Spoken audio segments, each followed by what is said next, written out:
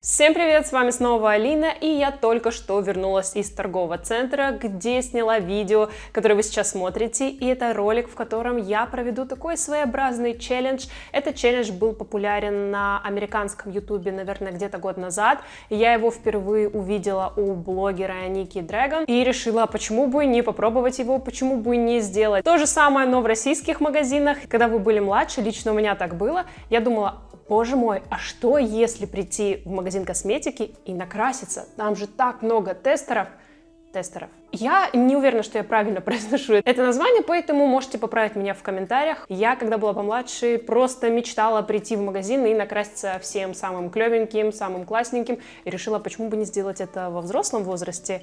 И да, сегодня вы увидите результат. Я направилась в магазин «Золотое яблоко», потому что там разрешают снимать, там тебя никто не выгоняет, и там очень хорошие продавцы-консультанты, которые мне реально здорово помогли. И самое интересное, что я использовала не абы какие тестеры, просто я приходила в магазин и узнавала, какие самые популярные продукты. Получается, макияж будет выполнен и люксовой, и косметикой масс-маркета, потому что, например, тени очень популярные у бренда Urban Decay, а очень популярная помада, например, у Maybelline. Итак, первым делом я пошла к стенду Armani, потому что знаю, что там скрывается самый популярный тональный, вообще не только в люкс, но потому что у них очень часто уходят тестера, они их часто обновляют, поэтому я решила попробовать именно его. И, кстати, оказалось, что этим тональным красили Меган Маркл, боже мой. И этот тон, он незаметный на лице, он еще дает эффект маски, средней по плотности, им красили Меган Маркл. О, Меган Маркл. Да, Я буду краситься тональником, которым красили Меган Маркл.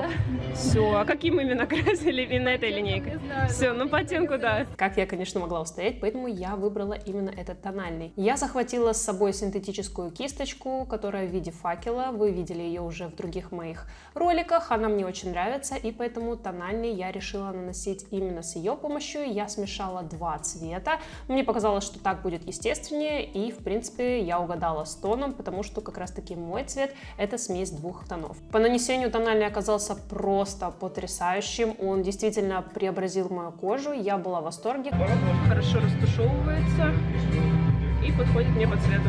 Не знаю, вам тут видно, но он по цвету мне подходит. Думаю, что к этому тональному я вернусь и присмотрюсь уже получше, так что в следующую поездку надеюсь уже его прикупить.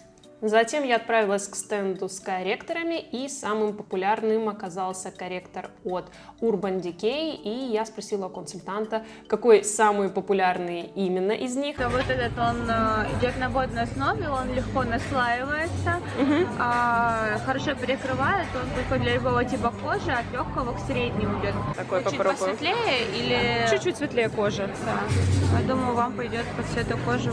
И вообще девочки-консультанты безумно приветливые, они не пугались камеры, не делали какие-то странные лица, когда я наносила на себя макияж, они активно шли мне навстречу, помогали, и, конечно, это тоже было очень приятно, поэтому я выбрала корректор с желтоватым подтоном, потому что я не использую корректоры с розоватым подтоном, и стала наносить его на свое лицо, уже на немножко схватившийся тон.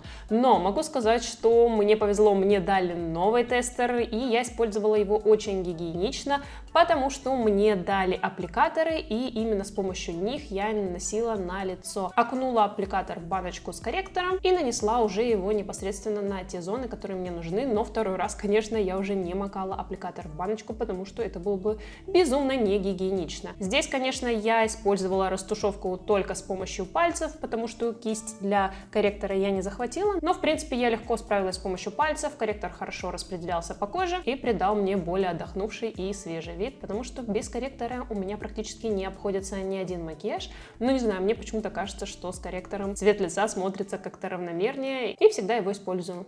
Затем я решила, что тон обязательно нужно зафиксировать, потому что он не абсолютно матовый, и для этого я решила воспользоваться прозрачной пудрой, компактной, от Makeup Forever. И девушка-консультант сказала, что именно эта пудра самая популярная, и чаще всего они меняют тестер, поэтому, конечно, я выбрала именно ее. И, конечно же, я ее хорошенько продезинфицировала, то есть сняла существенный такой верхний слой с помощью ватного диска, для того, чтобы все было более гигиенично, потому что я не знаю, кто там тыкал ее раньше пальцами. Так что если вы используете сухие текстуры, то обязательно тоже снимайте верхний слой, чтобы все было гигиенично. Пудру я наносила с помощью большой пушистой кисти из натурального ворса, тоже принесла ее с собой, потому что, да, девочки-консультанты предлагали мне свои кисти, но, знаете, нет.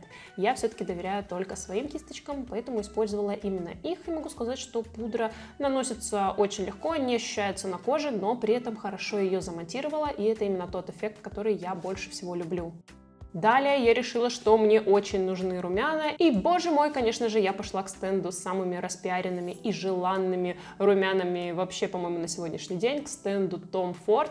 Продавец-консультант указала мне именно на те румяна, которые сейчас самые популярные, и я опять же сняла верхний слой, очень хорошо так поводила так ватным диском по румянам и уже стала наносить их на свое лицо. На самом деле румяна не очень сильно пигментированные, их нужно наслаивать, но это большой плюс лично для меня, потому что я не буду выглядеть как матрешка, и для того, чтобы мне выглядеть как Пикачу, нужно очень сильно постараться. Румяна я наносила с помощью той же кисти, которой я наносила пудру, я в принципе ее одну взяла, и могу сказать, что румяна дали очень естественный натуральный эффект. Я использовала именно розовый, но пару раз также добавила немного персикового оттенка, и мне очень сильно понравился эффект. Мне кажется, что я стала выглядеть гораздо свежее.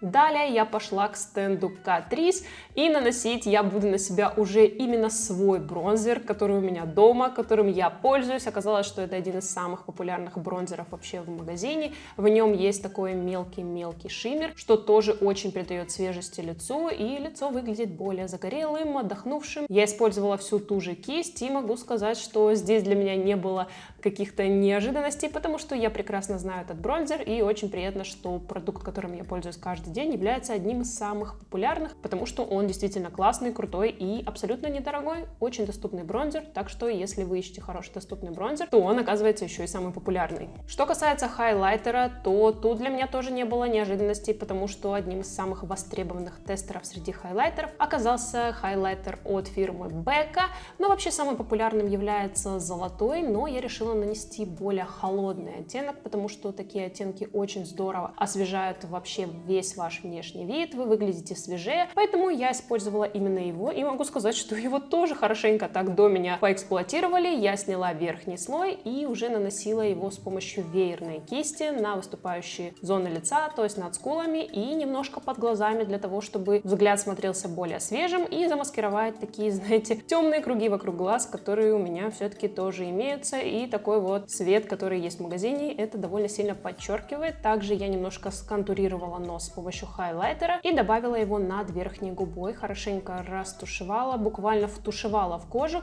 и могу сказать, что очень сильно мне понравился эффект. Но опять же, за свою цену не скажу, что это самый жизненно необходимый хайлайтер, гораздо более бюджетные варианты смотрятся тоже не хуже. Если в магазине вас не устраивает цена, вы можете прийти в офлайн-магазин, попробовать косметику на себе и заказать ее по интернету. Постоянные подписчики моего канала прекрасно знают, что я использую надежный проверенный кэшбэк Мегабонус. Он работает по всему миру более чем в 1000 магазинах, и я ни разу не встречала, по-моему, магазин, где бы он не был представлен. И тем более очень круто, что использовать его невероятно легко. Всего однажды я установила расширение, и все, у меня теперь голова не болит, кэшбэк начисляется автоматически. И с помощью Мегабонус я также могу видеть процент кэшбэка, который мне вернется уже в браузере, в поисковике, и также отслеживать цену товара, чтобы продавцы меня не обманывали. Еще очень скоро будет легендарная распродажа 11.11, то есть распродажа 11 ноября, которая проходит на сайте AliExpress. Специально для моих подписчиков Мегабонус сделали уникальный промокод, который дает плюс 22% кэшбэку на целую неделю. Ссылку на Мегабонус и на сам промокод я обязательно оставлю в описании, но поспешите, потому что количество активаций будет ограничено. И, конечно, самое интересное, далее я пошла к стенду с тенями, и оказалось, что мне снова предстоит вернуться к стенду Urban Decay, потому что палетки Urban Decay, ну, просто как горячие пирожки, оказывается, расходятся именно в том, что связано с тестерами. Они самые изнасилованные, и самая популярная оказалась такая невестошная палеточка Urban Decay 3, и поэтому я решила сделать себе дневной, но более интересный макияж, чем я делаю обычно. По уже проверенной схеме я взяла ватные диски и начала снимать верхний слой, потому что, ну, вы представляете, сколько людей за день вообще тыкают своими пальцами в эти тени, и наносить их на свои глаза без этого шага, ну, конечно, было бы не очень приятно. Я взяла с собой две кисточки, одну одну для растушевки, а другую для непосредственного нанесения цвета. Сначала я решила нанести на подвижное веко розоватый оттенок, такую своеобразную подложку, потому что в последнее время мне очень нравится именно такая гамма. Мне кажется, что кореглазым девушкам очень подходят розоватые оттенки, и их не стоит бояться, поэтому наношу их на веки, чтобы потом хорошенько растушевать. Далее я добавляю уже темный оттенок во внешний уголок глаза, для того, чтобы красивенько увести его в дымку. В нем есть немножко шиммера, но он не такой вырви глаз, это не такие блестки, которые просто видно за километр, очень деликатные, и можно таким образом сделать нежный смоки айс. Я же просто решила минимизировать все границы и очень хорошо растушевать тени, на что ушло у меня не так много времени, потому что тени хорошо тушуются, и ими может сделать макияж глаз, мне кажется, даже самая неподготовленная девушка. Затем я добавила еще немножко цвета, добавила золотого в центр века. Мне показалось, что макияжу не хватает праздника, а потом решила затемнить нижнее веко, потому что так глаза будут смотреться больше, и я делаю это не каждый день. Но вот сегодня мне захотелось так сделать, для того, чтобы вообще лицо смотрелось выразительнее, объемнее. Следующим этапом у меня, конечно же, была помада. Оказалось, что самой популярной является помада от Maybelline, не матовая, а кремовая, в таком вот розоватом оттенке, и я пошла ее дезинфицировать, потому что кремовые текстуры дезинфицировать гораздо тяжелее. Нужно очень-очень хорошо снять верхний слой со всех сторон, затем нужно брызнуть жидкостью, которая продезинфицирует помаду, и опять снять слой. Да, если вы хотите попробовать помаду не только на руке, а нанести на губы, нужно сделать такие вот ужасные процедуры с губной помадой. Наносить ее, конечно, на губы я буду уже с помощью ватной палочки, не с помощью пальцев. Ну, реально, это не гигиенично. Я только что ее продезинфицировала и буду тыкать пальцами. Нет, нет, нет. Так что красить губы я буду с помощью ватной палочки. На самом деле ничего сложного. Можно наносить ее и без карандаша, потому что помада, в принципе, очень похожа на оттенок моих губ и смотрится натурально, красиво. И мне нравится, что она не абсолютно матовая. И такой нежно-розовый оттенок, ну, просто влюбил меня в себя. Я сейчас больше всего люблю именно такие помады. Есть один продукт, который невозможно продезинфицировать, даже не пытайтесь и ни в коем случае не наносите его на себя в магазине. Это тушь. Тушь невозможно продезинфицировать нормально, никогда этого не делайте. Здесь все гораздо проще. Тушь нужно выбирать по принципу, какая тебе нравится кисточка. Самой востребованной тушью у Maybelline является такая вот пузатенькая и розовая. Она практически закончилась, ее вообще не осталось. Также очень популярной является самая первая тушь от Maybelline. Это старейшая тушь вообще из представленных на рынке. Ну и, конечно, Max Factor 2000 калорий. Это тоже та тушь, про которую знает каждая. И, конечно же, Vivienne Sabo Cabaret.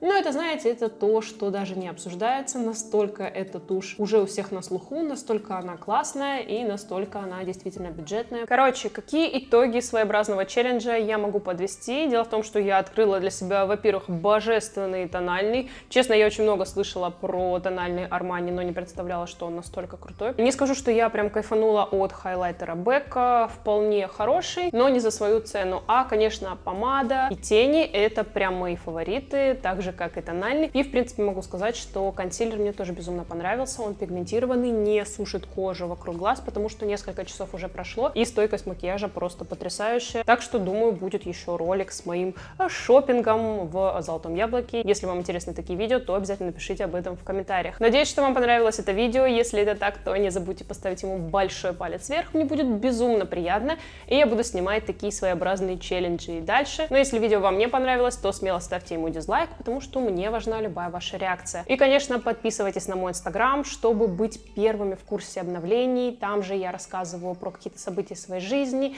И, главное, беру у вас идеи для новых видео, потому что там вы можете мне их рекомендовать. И, конечно же, не забывайте подписываться на мой канал и нажимать на колокольчик, чтобы не пропускать мои новые видео, потому что YouTube сейчас творит что-то странное. Он не сообщает, когда у меня выходят новые ролики на канале, поэтому подписывайтесь во всех социальных сетях, то есть и в инстаграме, и на YouTube, чтобы не пропускать мои следующие видео. Ну а с вами была Алина. Увидимся в следующем ролике. Пока! Если честно, я вообще удивлена, что макияж у меня получился с тем освещением, что было там. Мне кажется, я должна была выглядеть как какая-то участница вечеринки на Хэллоуин.